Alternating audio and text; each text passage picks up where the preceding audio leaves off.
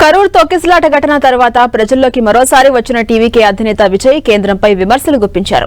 పుదుచ్చేరిలో అభివృద్ది కుంటుపడిందని, కేంద్రం పుదుచ్చేరిని పూర్తిగా విస్మరించిందని ఆరోపించారు.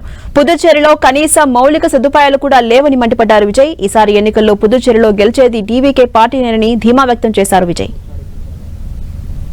தமிழ்நாட்டை ஒதுக்குற மாதிரி புதுச்சேரியும் ஒதுக்க கூடாதுன்னு நாங்க கேட்டுக்கிறோம்.